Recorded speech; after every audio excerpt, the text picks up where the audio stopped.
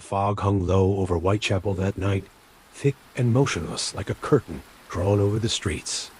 Your boots landed heavily on wet cobblestone as you stepped out of the cab, rain still clinging to your coat from the drizzle that had started. An hour earlier, a constable met you at the gate of the townhouse, tall, narrow, tucked between two empty buildings that looked nearly abandoned. She was found just past midnight, sir. Maid saw the light in the study and went in to check.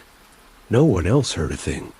You nodded silently and stepped inside. The air was stale, mixed with the sharp scent of blood and old wood. Candlelight flickered on the hallway walls, casting long, wavering shadows. The house wasn't poor, but it hadn't been cared for in years. The wallpaper had peeled back at the corners, and the rug beneath your feet was moth-bitten and stained. Everything about the place told you this was a home frozen in time, held together only by habit and fading wealth. She sat in an upright wooden chair, eyes half-lidded, her skin pale and still. The slash across her throat was clean, almost surgical. Blood had spilled down her front and soaked into the fabric of her blouse, but there were no signs of a struggle. Her hands rested calmly in her lap. Someone had either caught her completely off guard or had killed her after death. But what caught your attention wasn't the body. It was the painting. A large canvas hung above the fireplace, freshly mounted in a carved wooden frame. And in that painting was her, the same woman, same hose, same necklace, same dress. But the woman in the painting was already dead. A crimson gash ran across her painted throat, and thick red streaks dripped from the wound. What disturbed you most wasn't the image itself. It was that the blood looked wet. It shimmered in the candlelight, as though freshly painted, or still bleeding. You stepped closer. The frame had been nailed directly into the wall, carelessly and quickly. The brass nameplate at the bottom read, "In Memoriam, L.D. Ashton, 1887. Your assistant Finch entered quietly behind you, young, sharp, and observant. He rarely spoke unless he had something worth saying. He squinted toward the portrait. It looks like it was painted after she died. You didn't answer immediately. You leaned in, running a gloved finger along the lower edge of the frame. It came back sticky with something thick and red. You sniffed and frowned. Not paint, blood. Finch looked uneasy. Real blood, sir? You wiped your hand clean. Feels like it. The rest of the study was undisturbed. Nothing stolen. No signs of forced entry. The back door was locked from the inside. The windows were shut. Whoever did this had either come in through the front door or had never left. You turned your attention to the writing desk near the fireplace. A half-written letter lay open, its ink still slightly damp. The words were written neatly. It has returned. I fear it watches still. The others were right. The painting will speak for me now. It ended there. No name, no signature. The ink trailed off into a faint blot at the corner of the page. You glanced at Finch. She knew something, you said. Or someone. Finch moved to the bookshelves, scanning the rows. And what about the artist? L.D. Ashton. Know the name? You nodded faintly. He disappeared 2 years ago. Rumor was he lost his mind. Painted nothing but portraits of dead people. Then, one day, he just vanished. Finch looked at the woman again. So if he's dead, who painted this? That was the question. You stepped outside into the night for air. The street was empty, the fog growing thicker. Somewhere in the distance, a dog barked once, then fell silent. You looked up at the townhouse windows.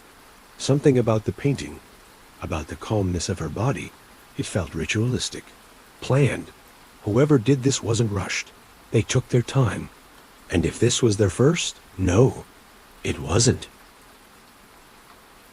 The morning after the murder, you found yourself staring at the painting once more now, carefully removed from the wall, and leaned against the backroom table at the station. The blood had dried overnight, but the painted version of the victim still looked fresh, as though she'd been captured just minutes before her death. You stood in silence, arms folded, watching as Finch dusted the back of the canvas for prints. The station was unusually quiet, save for the soft tap of rain against the window panes and the scratching of graphite on paper as the clerk logged your findings. "There's no signature on the back," Finch said, straightening. "No initials, no notes, nothing but the frame and a bit of oil residue. Clean." You nodded. "Check the wood grain. See if the canvas or frame came from a local carpenter." Finch pulled out a notebook and made a quick sketch of the frame's joint pattern. "Already ahead of you. There's a mark on the lower stretcher feint, but it looks like it might be a craftsman's stamp. I'll run a check on local painters."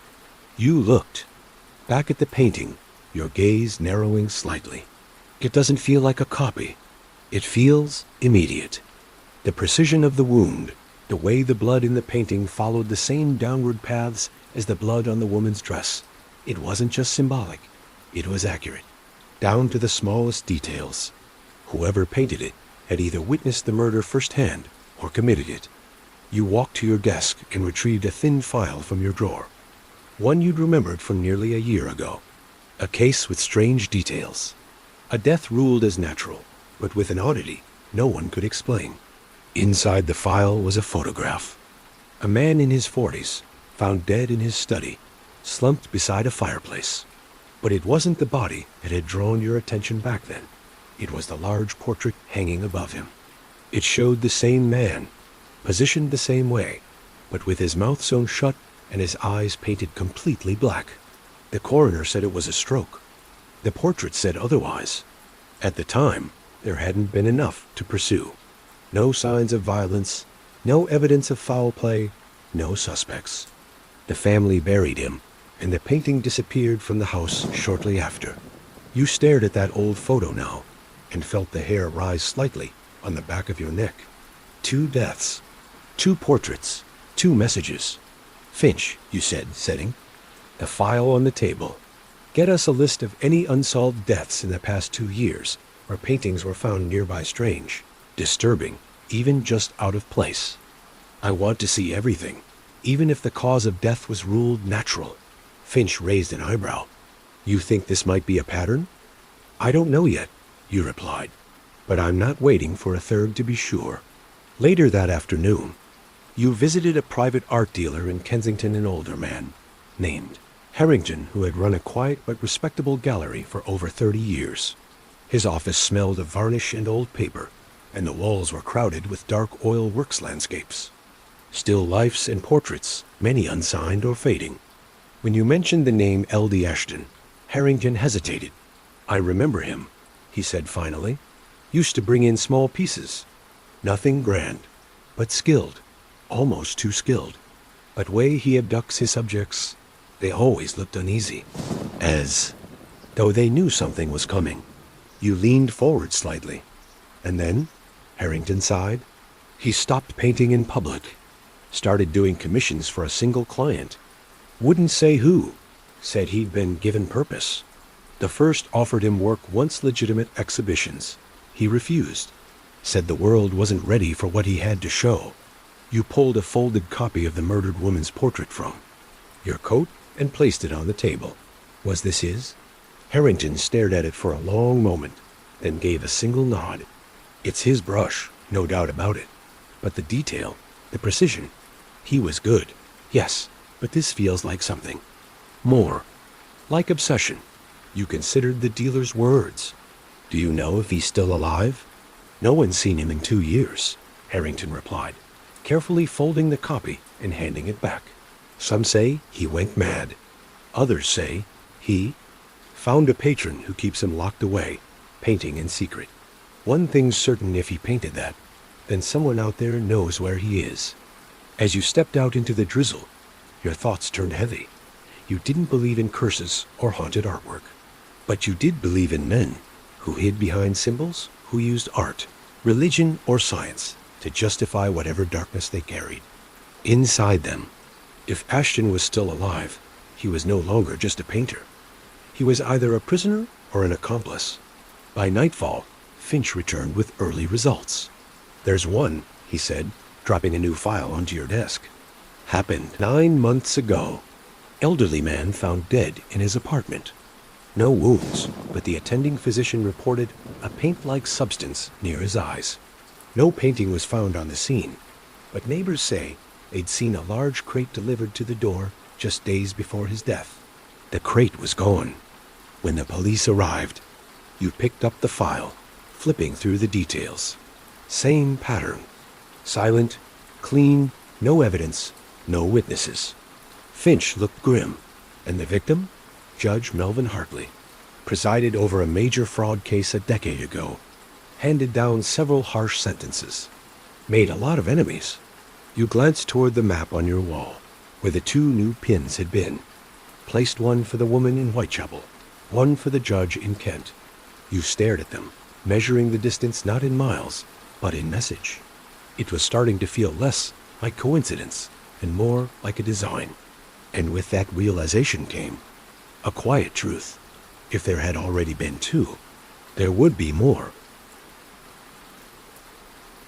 You returned to the mortuary the next morning, the rain still falling in thin lines against the fogged windows. The coroner, Dr. Elias Ward, stood over the body with his sleeves rolled up and a magnifying glass in one hand. His face was lined and expressionless, but his eyes always held a spark of focus, even in silence. "She wasn't killed quickly," he said without looking up. "The wound was clean, but not rushed. Whoever did this had experience or nerve." You stepped closer, inspecting the victim's neck. The cut was precise, almost like it had been drawn with a steady hand, not in a burst of violence. The edges weren't jagged. There was no hesitation. Ward nodded toward her hands. No bruising, no broken nails. She didn't fight back. Either she was drugged, or she trusted the person who killed her. You looked at her face again. Pale, calm, too calm for someone who'd met such an end. "Anything else?" you asked. Ward hesitated, then motioned toward a cloth covering a small silver tray.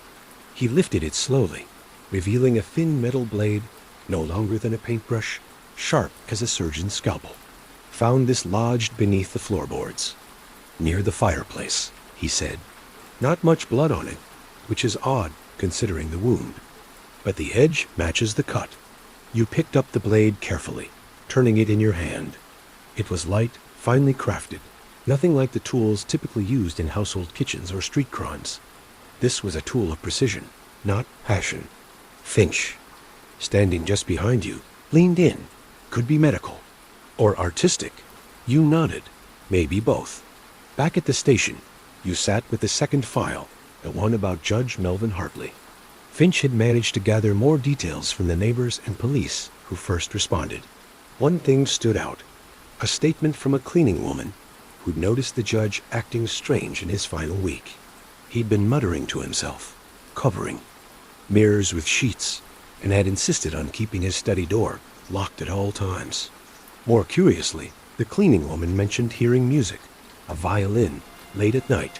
You made a note of that. Finch walked in with a fresh report. "We spoke to 3 framers in East End. One of them, Riley Mason, recognized the carpenter's stamp on the back of the portrait. Said it's not from around here. Imported frame. French oak, but sold in a private lot to a man using the name S. Called in. Bought a dozen just like it. Paid in full, no haggling.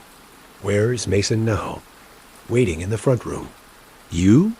Stood and followed Finch out, meeting the man in a long coat, face lined with soot and sawdust, smelling faintly of tobacco. "He came in quiet, kept his head down," Mason told you. "Didn't speak much, but he knew exactly what he wanted. Quality wood, pre-cut. Said he was an artist, doing private commissions for a client who preferred symbolic memorials. I thought it sounded strange, but he paid well." You showed Mason the photo of the Whitechapel painting. He recognized the frame immediately. "That's one of mine, no doubt about it. And that's the canvas I sold him. The texture, the grain, it's all there." You narrowed your eyes. "Could you tell us where the delivery was made?" Mason scratched his chin. "Didn't deliver. It myself, but I sent it through a carrier. Address was in Lambeth. An old printing warehouse, boarded up last I heard." By the time you arrived in Lambeth, the light was beginning to fade. The warehouse sat at the end of a long, narrow alley, hemmed in by crumbling brick buildings and rusting fences. The windows were broken, and the paint had peeled off the wooden doors years ago. You pushed the door open slowly. Inside, the air was heavy with dust and oil. Shafts of gray light came through the cracks in the roof, revealing stacks of crates, broken easels, and half-covered canvases. Some were blank. Others were smeared with incomplete figures, faces blurred, hands unfinished. And then, tucked in the far corner beneath a faded tarp, you found a large crate. Recently opened, inside was a frame identical to the others. Wrapped beside it was a rolled-up canvas, untouched. Finch found something else, a jar containing thick, dark red liquid sealed with wax. It wasn't labeled, but you already knew what. It was blood. Finch looked unsettled. Why store this here? Why leave it behind? You scanned the warehouse, taking in the half-finished works and carefully arranged tools. It wasn't abandoned. It was a workspace, a place where someone had been preparing for something bigger. And then you saw it tacked to the wall beside. The doorway, a charcoal sketch, not of a victim, but of you. Not a finished likeness, just the outline. But the coat, the posture, the cane. It was unmistakable. Finch's voice was quiet. He's watching us. You didn't answer right away. Your eyes stayed fixed on the sketch, the detail of your shoulders, the slope of your stance. It hadn't been copied from memory. It had been drawn from life, which meant he'd seen you. Recently, you folded the sketch, placed it in your coat pocket, and turned toward the door. We're not chasing a man anymore, you said. We're part of the story now. Outside, the rain had stopped, but the sky remained overcast, casting everything in muted gray. You felt the first real weight of the case settle onto your shoulders, not just the bodies, but the sense of being hunted as much as hunting. And you knew, without question, that another painting was already being made. You spent the next morning combing through every name tied to the Lambeth warehouse. Ownership records, leases, shipping logs, most were dead ends. Shell names, false addresses, forged signatures. But one entry stood out, a single purchase made under the name H. De Morn, listed as the recipient of 3 crates marked Art Installations Fragile, painted for private display. The name meant nothing at first, but after half a day of inquiries, one of Finch's informants came back with a whisper. That led you to Soho. There, hidden behind a narrow alley of antique shops and boarded-up bakeries, you found a gallery with no signboard, no hours, and no customers. A bell above the door rang as you stepped inside. The air was warm and dry, smelling of oil varnish, canvas, and something older, something faintly metallic. Paintings lined the walls from floor to ceiling. Some were portraits, some abstract shapes and contorted figures, but none of them had names. Every frame was plain, unmarked, and angled so that you felt each one was staring back at you. A man emerged from the back room. He was lean, gray-haired, dressed like a man out of time-black waistcoat, spotless shirt, and round spectacles. His movements were slow, precise. "You're not here to buy," he said, eyes never leaving yours. "Which means you're here about the deaths." You stepped forward calmly. "You've seen them?" "I've seen them," he said, motioning toward the walls. "But not the deaths. Those always come later." Finch glanced around the room uneasily. "Name?" you asked. "They call me the curator." "It's better that way." You kept your voice. "Measured. We're investigating a string of murders, each victim found with a portrait, painted before they were killed. All unsigned, but unmistakably the work of someone calling himself L.D. Ashton." The curator turned away, walking slowly toward a covered frame leaning against the far wall. He removed the cloth with care. Beneath it was another portrait, this one of an elderly woman sitting in a high-backed chair, hands folded, mouth slightly open.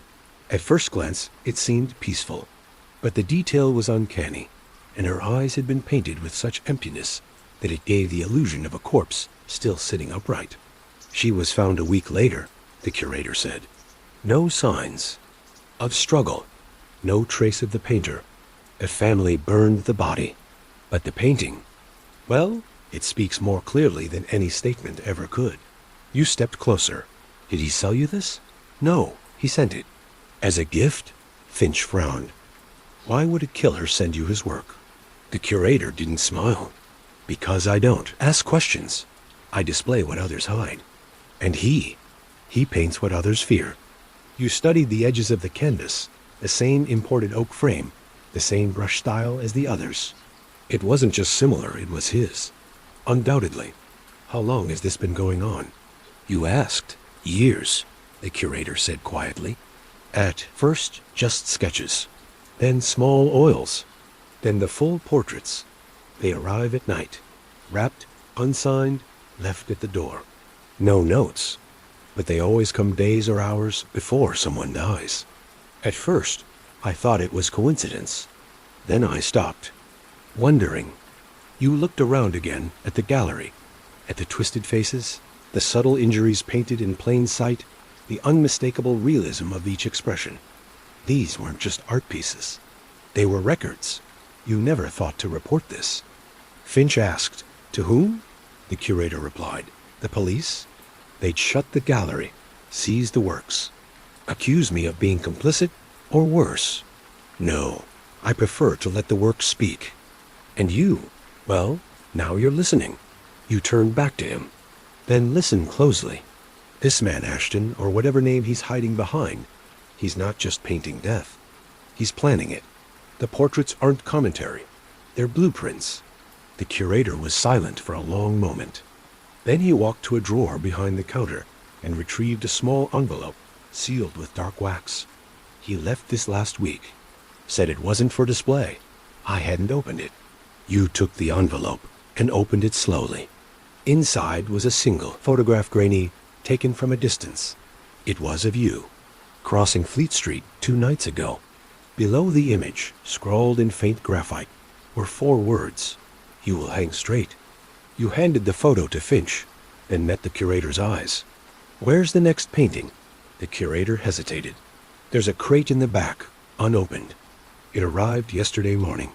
You followed him through a narrow hallway into a small storeroom. There, standing upright against the wall, was a wooden crate with the same markings as before. Fragile, for private display. You pried the top loose and lifted the lid. Inside was another portrait, still wrapped, still untouched. You pulled back the cloth and froze. The man in the painting wasn't familiar. Mid-30s, heavyset, with a receding hairline and tired eyes. His throat had been torn open, not slashed like the woman's, but ripped violently, as though clawed by something wild. The background was simple. A dark alley, brick walls, a low red door. You turned the crate around. A shipping tag had been nailed into the back panel. Delivery address, 4 Dyers Court, Clockenwell. You checked your watch. The painting had arrived. Yesterday morning. If this man was still alive. You closed the crate and looked at Finch. We have to move, now. You reached Dyer's Court just after 5. The sky was darkening, and Clockenwell's narrow alleys twisted into shadows that the gas lamps couldn't quite reach. Number 4 was a run-down lodging house tucked between a butcher's stall and a print shop. Its red door was chipped, the brass number rusted, the knocker hanging loose by a single screw. Finch knocked first. No answer. You stepped back, peered up at the upper windows. The curtains were drawn. One of them moved, just slightly, but whether it was a draft or a person, you couldn't be sure. Break it, you said. Finch drew back and kicked the door hard. It gave way with a crack. You entered quickly, hand instinctively near your coat. The front room was dim and close, filled with the musty scent of old fabric, smoke, and something else beneath it, metallic and faintly sour. The kind of smell you knew too well. You found him in the back room, victim 3. He was slumped over a small table, head down, mouth open. A heavy trail of blood had run from his neck and dried across the floorboards. Unlike the first victim, this had not been surgical. His throat had been torn open as if by brute force, yet the room was undisturbed. No signs of a struggle. No overturned furniture. No bloody footprints, just one clean kill. And in the corner of the room, propped neatly on a chair, stood an easel. Painting was already here. You approached slowly. It was the same man, same tired eyes, same thinning hair, but in the portrait, his eyes were closed. Peaceful. A line of blood curled from his throat, just as it did now. But this one had something. The others didn't. A symbol. Painted faintly into the background, just behind the man's shoulder, was a black circle with a thin vertical line running through it. At first glance, it looked like a smudge or stain, but it was deliberately layered beneath the paint, as if part of the canvas itself. You stared at it for a moment. Then Finch found the ledger. It had been hidden beneath a loose floorboard under the bed. The book was thin, bound in worn leather, and filled with names, addresses, and odd annotations. Some had been crossed out with red ink. One name near the bottom was still untouched. Dr. Lionel Fairwick, Camden Street, Kensington. The man lying dead at the table, it turned out, was listed 2 names above him. It's a list, you said. A sequence. Finch flipped a few more pages. You think they're targets? You nodded slowly. They're not random. They're connected. You knelt beside the body, studying the man's hands. Stained with ink, slight calluses. He had been a writer, perhaps, or someone who dealt in paper. On the desk beside him sat a newspaper clipping, folded once and circled in pencil. It was from 9 years ago. Fraud trial. Ashton family business in Scandalou. Read the subheading slowly. Charges dismissed after evidence is deemed inconclusive. Artist Lawrence Ashton. Seen leaving court in silence. So there it was. The name. Finch leaned over your shoulder. This is him, isn't it? L.D. Ashton. You tapped the article. The father was accused of embezzlement. The trial collapsed. No convictions. The firm folded within months. The press. Ruined them. Ashton disappeared soon after. You rose to your feet. He's not painting strangers. He's painting revenge. That night, back at the station, you spread the photos across the board. 3 dead, 3 paintings. Each victim somehow tied to that trial, whether directly or behind the scenes.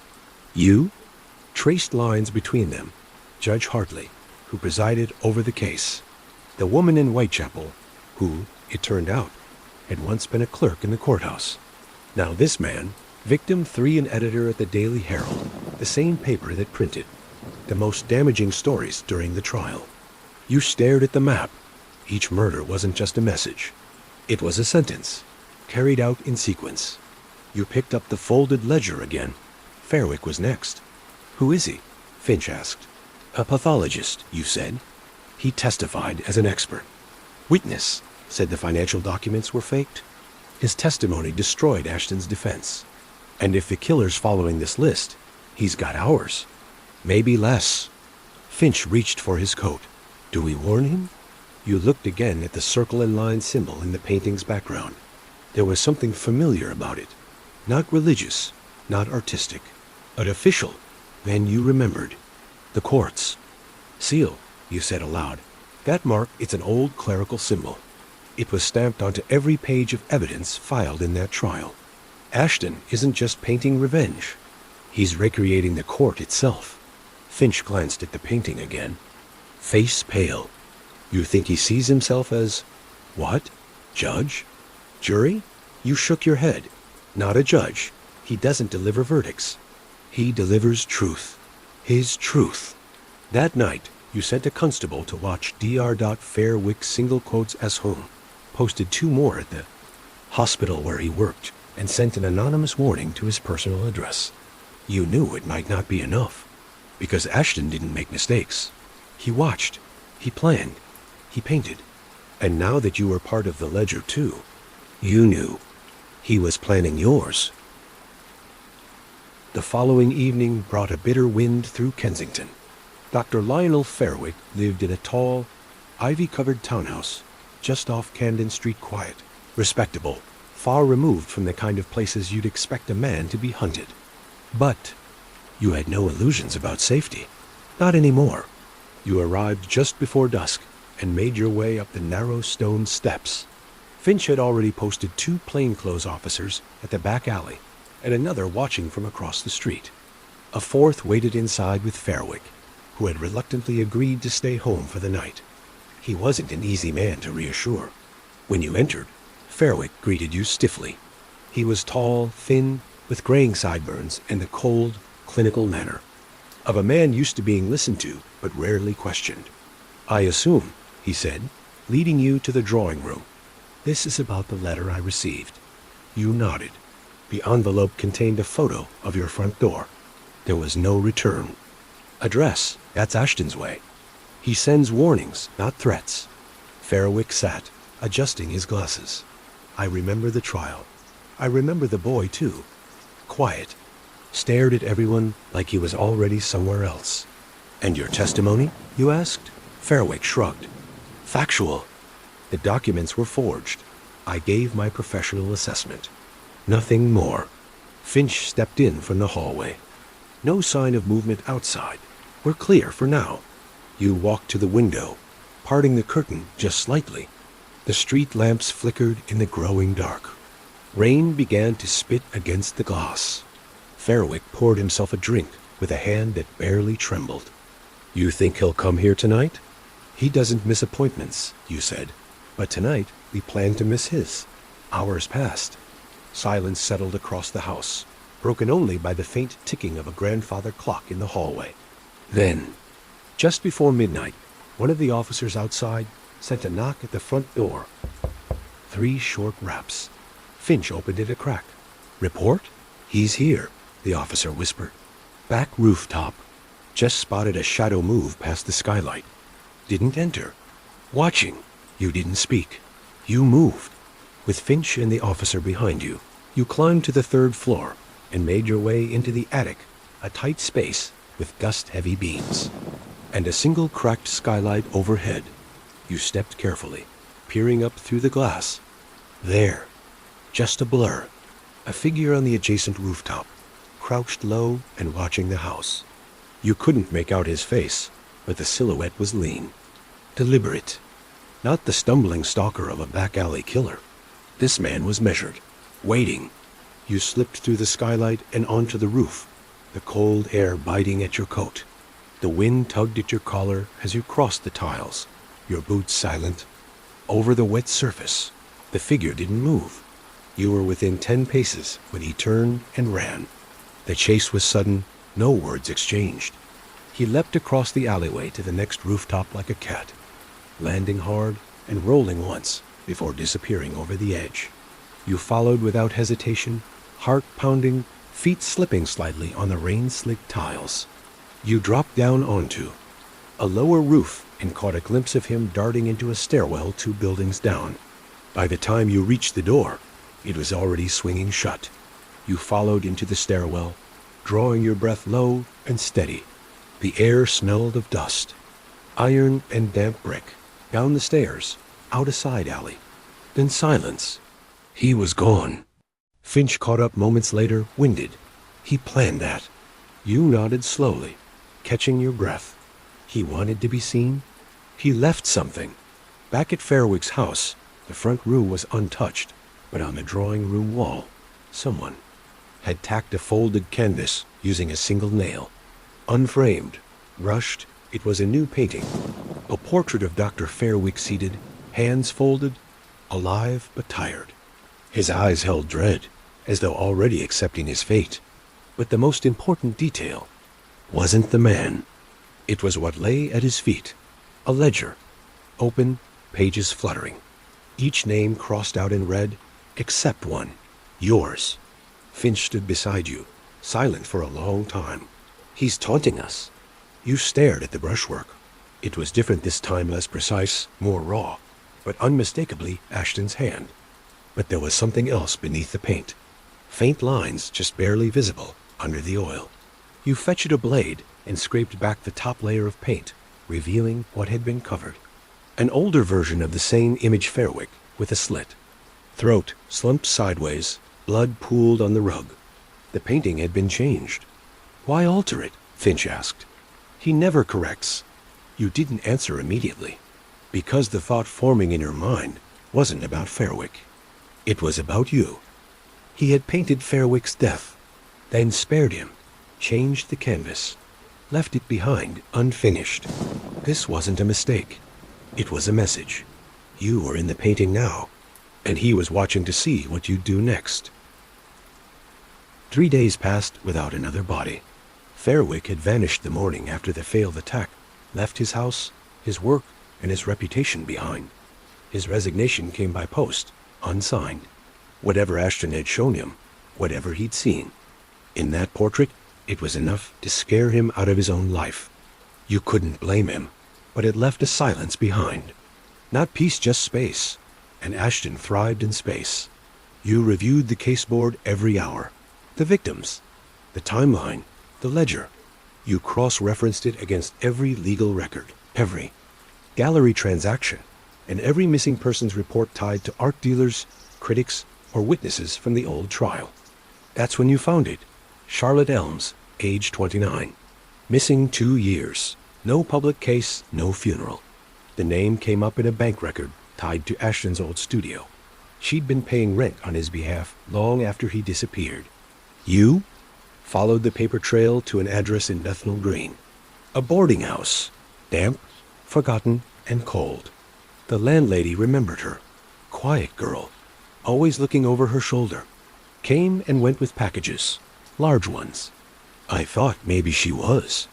In printing, one night she just stopped coming back. Left everything behind. Inside her old room, you found dust-covered crates stacked in the corner. You opened them slowly. Canvases, wrapped, unsigned. All blank, except the last one. You unrolled it carefully and stared. It was her, Charlotte, sitting at a desk, head lowered, shadows across her face. But what struck you wasn't her expression. It was the figure standing behind her. Ashton, only partially painted, his features hazy, almost unfinished, but his hand rested on her shoulder. Not gently, possessively. Finch stepped in, frowning at the image. You think he killed her? You shook your head. No, I think she helped him, and then tried to leave. She was an accomplice? Possibly. Or a witness. Maybe she handled the deliveries. Framing, letters, everything that required human contact. Finch pointed to the brushstrokes. This one feels different. Like he didn't want to finish it. You nodded. Because it wasn't part of the message. This was private. You rolled the canvas back up, carefully. The more you learned about Ashton, the more it became clear this wasn't just revenge. It was theater. A performance designed not to expose corruption, but to rebuild it. Like he was reconstructing the courtroom, one painting at a time. And now he'd painted you. Back at the station, you found a letter on your desk. No envelope, no signature. Just a folded note in charcoal script. It was never the verdict that ruined me. It was the silence. You look, but you don't see. I've already painted the end. You stared at it for a long while, turning it over. There was no seal, no print, no residue. Clean. Finch paced quietly. He's pushing us toward something. Not just us, you said. The public, the press. He wants it noticed. He's built a gallery of judgment, and we're standing in the final frame.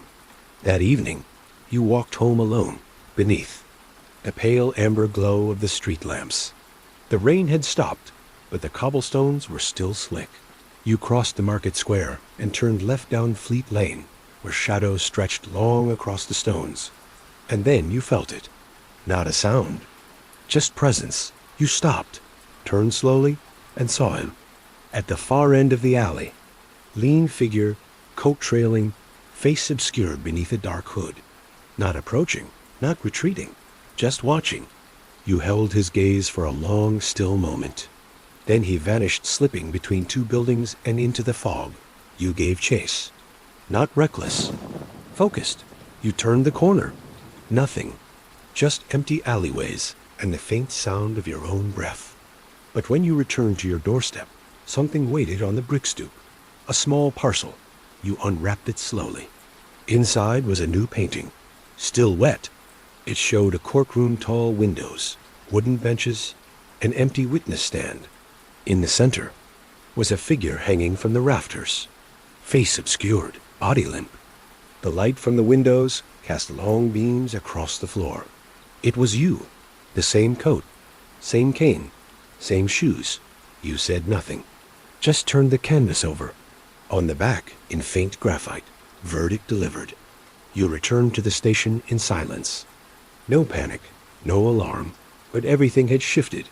You knew what came next. He wasn't just finishing the gallery. He was preparing its final exhibit, and it would happen soon. You didn't sleep that night, not because of the painting, but because of what wasn't in it. The courtroom was familiar.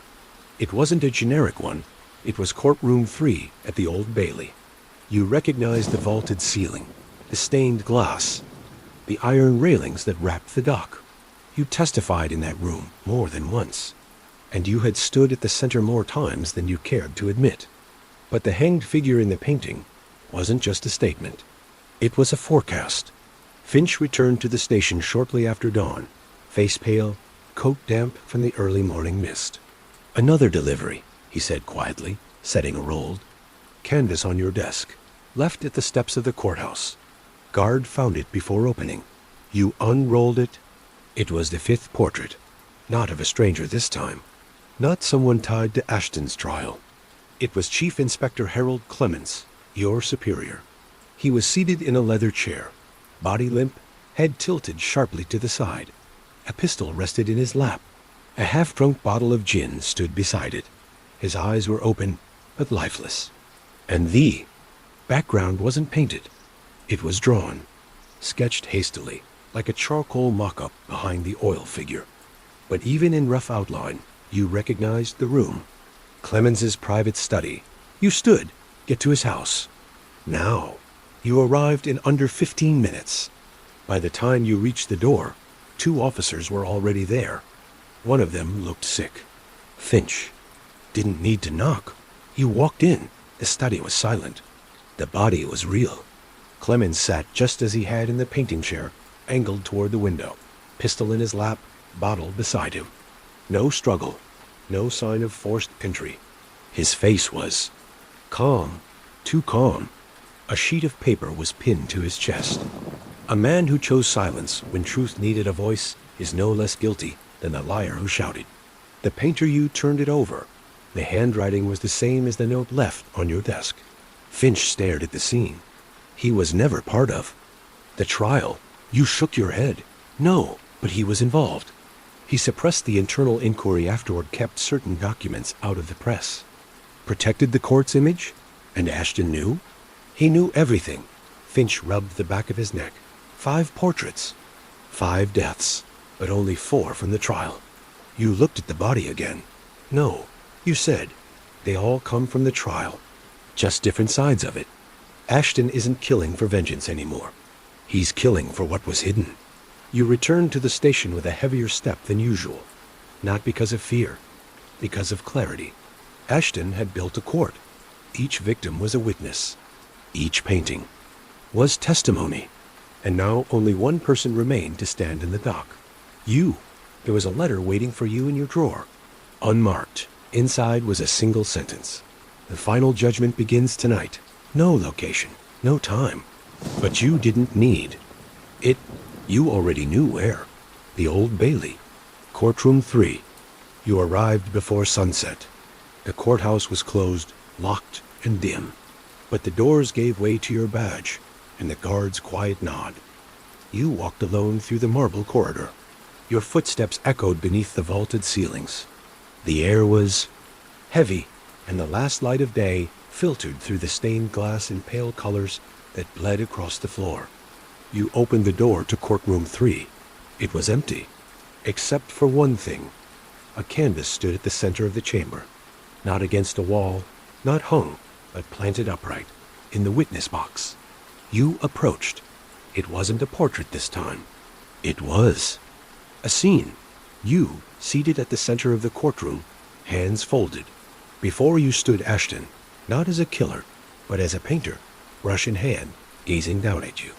Behind you, the 5 victims seated like a jury, each one painted with eerie, uncanny realism. Dead men passing judgment. Finch entered quietly behind you, eyes scanning the room. He was here, he said, probably minutes ago. You nodded slowly. He's not running anymore. He's already written the ending. Then your eyes landed on the final detail. A mirror, painted into the back wall of the courtroom scene, reflecting the painter, but not you. Your figure had no face. Blank. Finch stared. What does it mean? You answered quietly. He thinks I'm just another silence. Silence? He believes everyone he's killed chose silence over truth. The judge, the clerk, the editor, Fairwick, Clemens, and now me. You turned from the canvas. He doesn't want to kill me. Not yet. He wants me to confess. Finch frowned. To what? You looked around the courtroom. Not at the painting, but at the building itself. These people died because they buried truth. But what did I do? I was a junior detective then. I didn't testify. I didn't falsify records. Then it struck you. You dismissed the original inquiry. Not deliberately, not with intent to protect, but because you were told it wasn't worth your time. You never even opened the file. That single act of indifference was enough. You stared again at the painting. You weren't the hero in this story. You were the missing face. Because Ashton believed you had no identity of your own. Just a position, just a uniform, and silence. By the next morning, the painting from courtroom 3 had been removed and locked in evidence. You stared at it one last time before it was boxed your faceless figure seated before the dead. The more you looked, the clearer it became. Ashton wasn't trying to escape justice. He was trying to replace it. And his gallery wasn't finished yet. You had Finch re-examine every shipment linked to Ashton over the past 3 years, every frame, every canvas, every delivery address. Most were dead ends, but one detail stood out. A backroom warehouse in Wapping, used twice once the week, before the judge's death and again just days before the Whitechapel murder. Both shipments signed for by hand. The name used was always different, but the signature? Identical. You cross-referenced it with trial records, old case files, and even police statements from the Ashton fraud inquiry. And finally, you found it on. A statement made by Lawrence Ashton's younger brother. You stared at the signature again. Same tilt, same pressure, same looping A. The brother's name had been buried in the footnotes, never charged, never suspected.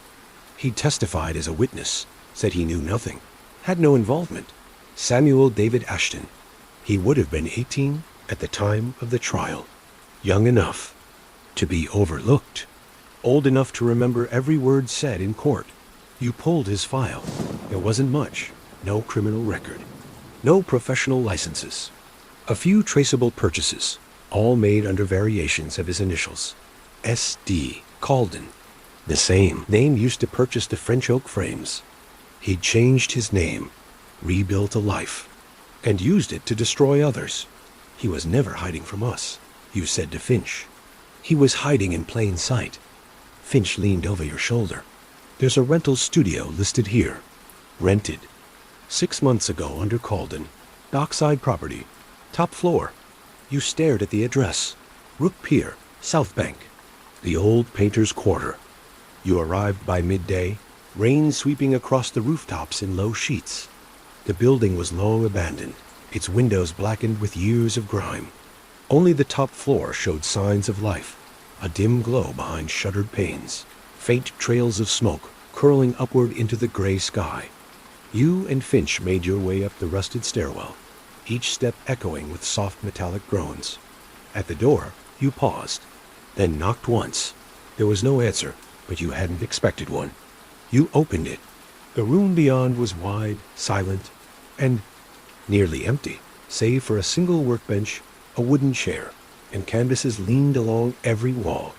They weren't framed or hung, just stacked, some finished, some incomplete, all painted in the same unmistakable hand. A man stood at the far end of the studio, facing the tall window. He was calm, still, as though he had been waiting for this moment for years. You found me, he said without turning. His voice was soft, level, not angry, not afraid. You stepped, Forward slowly. Samuel David Ashton. He turned then. His face was lean and pale, framed by dark eyes and a well-trimmed beard. He didn't flinch when he saw your coat or your badge. He didn't reach for anything. He simply nodded. "I prefer Ashton now," he said. The rest was borrowed time. Finch kept close to the door, watching for movement. "But you knew Ashton wasn't planning to run. He had brought you here for a reason. You orchestrated every step. You said, the paintings, the deaths. You made the case your own, one portrait at a time." Ashton moved to the workbench and picked up a brush, turning it slowly between his fingers. "I told them the truth," he said, "years ago, in court, about what my father didn't do, about how the evidence was planted, how the documents were altered. But no one cared. Not the judge, not the paper, not the police. Everyone wanted a villain, and we gave them one. You weren't convicted." He smiled faintly. "We were sentenced long before the verdict." You glanced at the unfinished canvas closest to the window. It was another courtroom, another faceless figure. But this time, you weren't seated. You were standing at the center, alone. And behind you stood all 5 victims, each painted again. Not as they died, but as they had lived. Alive, watching. "You don't want justice," you said. "You want guilt." He nodded slowly. "Because guilt lasts longer. Justice ends in silence. Guilt echoes." Finch stepped forward, but Ashton raised a hand. "Let me finish it," he said softly. "The last one. That's all I ask." You glanced at the canvas, and at the man holding the brush. "Finish it," you said. "But afterward, you come with us." Ashton turned toward the canvas and began to paint. Each stroke was slow, steady, measured like a heartbeat. He wasn't rushed. He wasn't performing. He was remembering. After 10 minutes, he stepped back, and now the figure standing at the center of the painting had a face. Yours, but it wasn't angry, or terrified, or broken. It was listening. Behind you, the 5 painted witnesses no longer glared. They simply watched, and in their eyes was something unfamiliar. Not judgment, recognition. You looked at Ashton. "It was never about killing," you said. "It was about being heard." He set the brush down and nodded once. "I'm ready." They held Samuel Ashton in a quiet cell beneath Bow Street Station. No chains, no noise. Just a wooden bench, a barred window, and a single unfinished sketch resting on the table beside him. He hadn't asked for a lawyer. He hadn't spoken since. You brought him in, and for reasons you couldn't quite explain, no one had pressed him. The murders made headlines across London. 5 deaths, a painted trail of blood, each piece of evidence placed deliberately, each victim linked to a single failed trial nearly a decade past. The papers called him a monster, a madman, a genius, but none of the labels felt right. You sat with him the following morning, just after sunrise. The rain had stopped, and golden light slipped through the bars and fell across the table. He was sketching again, nothing detailed, just soft lines, light shading, a face forming in the corner of the page. "It looked like you. You've been quiet," you said. Ashton looked up. His eyes were calm, but tired, like a man who had walked a very long road and finally arrived at the gate. "There's nothing left to say?" he replied. You leaned back in your chair. "You left clues. You wanted to be found." "I wanted to be understood," he corrected. "There's a difference." You looked at the sketch. "You knew the court wouldn't give you justice, so you painted your own." He nodded slowly. "One frame at a time. You studied him for a moment. And what about me? Why paint me into it? I wasn't part of the trial." "No," he said. "But you were part of the silence. The same silence that let all of them walk away without consequence. The judge who turned his eyes. The doctor who shaded the truth. The editor who sold scandal. Your chief who buried the report. And me? You never opened the file. The words weren't angry. They were simple, stated like a fact. You didn't argue. You remembered that file. The morning it landed on your desk, buried beneath a dozen others. You'd marked it for review and never returned to it. And in the space left by that small decision, a family was destroyed. What now? You asked. Ashton looked at the sketch again. Now I answer for what I did, but not for who I am.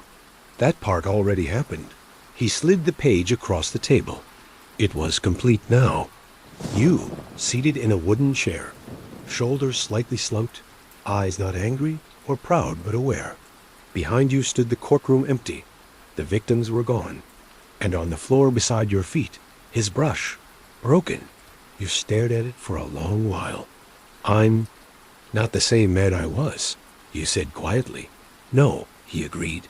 You're not, and neither was he. The trial of Samuel David Ashton lasted 11 days. He refused to testify. He showed no remorse. But he never denied what he had done. The court charged him with 5 counts of murder and 1 of attempted. The evidence was overwhelming. His guilt was certain. But his silence inside the courtroom was different this time. It wasn't contempt. It was control. He was no longer chasing justice. He had already framed it. The jury delivered a guilty verdict in under 2 hours. But as you watched him from the gallery, seated motionless in the dock, you didn't see triumph or bitterness. You saw a man who had finished his last painting and laid the brush to rest. Weeks passed. The papers moved on. The headlines faded. But the portraits remained. They were never shown to the public. Too violent, too controversial.